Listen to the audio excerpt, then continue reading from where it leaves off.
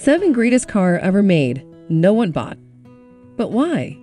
The entire globe, in some ways, lusts after sports cars.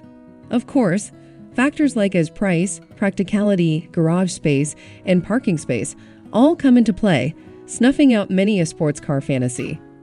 For instance, in the United States, sports car sales are from 1 to 2% of total automobile sales, implying that only a small number of individuals may achieve their ambition of driving around in a sports car, and even fewer can get their hands on the finest sports cars ever created.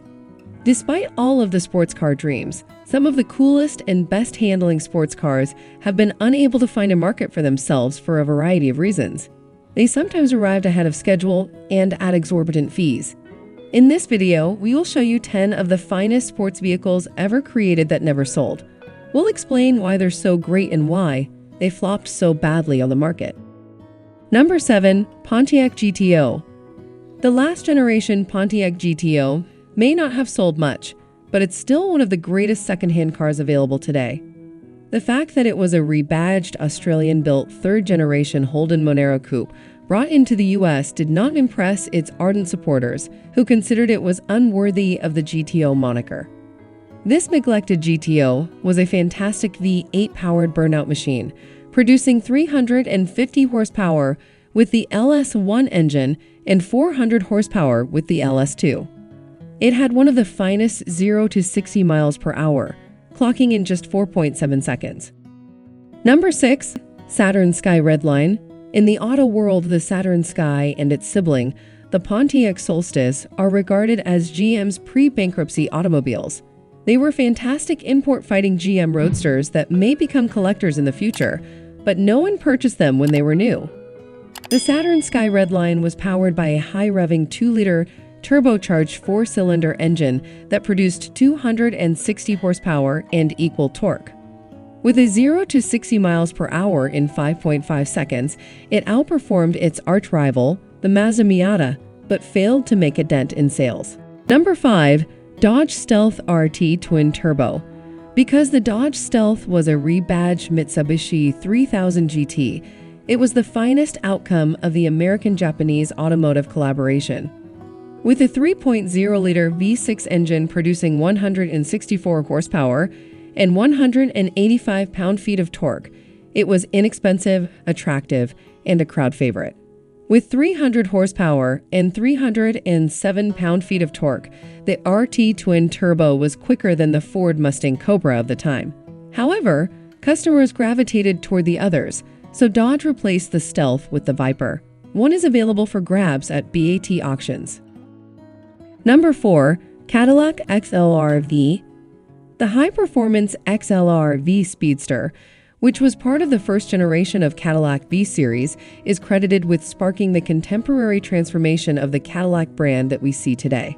We're talking about the fantastic CTS V, the wild Blackwing variants, and a variety of other thrilling vehicles that followed. The XLRV was powered by a supercharged V8 engine that produced 443 horsepower and 414 pound-feet of torque, pushing the car to 60 miles per hour in 4.6 seconds. A capable 6-speed automatic transmission handled transmission responsibilities.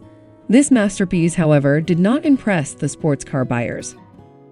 Number 3. Bugatti EB110. The EB110 is one of the most underappreciated sports cars of the 90s. It has an amazing powertrain, particularly for a 90s machine, with a 3.5-liter V12 mid-engine, 5 valves per cylinder, and 4 turbochargers with intercoolers. The EB110 thrashes out absurd output statistics of 560 horses as standard with this arrangement. If you choose the Supersport level, the same engine produces 610 horsepower. The Supersport set a record by going from 0 to 60 miles per hour in 3.2 seconds and topping out at 221 miles per hour. The end resulted from suspected industrial sabotage. Number 2. Plymouth Prowler. Many customers grumbled about the Hot Wheels-style powertrain of the Plymouth Prowler, although it was a lot of fun at the time. Instead of a V8, Chrysler fitted it with a strong V6 engine linked to a 4-speed automatic gearbox, but the aesthetic effect of this roadster was stunning. Its 3.5-liter engine produced 214 horsepower initially and 253 horses from 1999 forward as the Chrysler Prowler. It had an electronically controlled peak speed of 118 miles per hour, but the acceleration was wild, with a 7.2-second 0 to 60 miles per hour sprint. Number 1. Porsche 9146. The entry-level Volkswagen derived 914 sold well, but the flat 6-powered Porsche variant 9146 was a flop. The 9146 was powered by a 911T borrowed 2-liter flat 6 engine producing 110 horsepower. It was also unappreciated and criticized at the time for its weak appeal. Despite its exceptional performance, it was never able to maintain its dominance in the sports car market. However, their prices have recently skyrocketed in the classic automobile market. I'm hoping you'll find this video entertaining and informative. Don't forget to like, subscribe, and if you enjoy watching and learning about vehicles, smash that bell icon so that you may be notified when I release a new video. Please let me know in the comments section below if there is a particular topic you would want me to cover in my upcoming videos.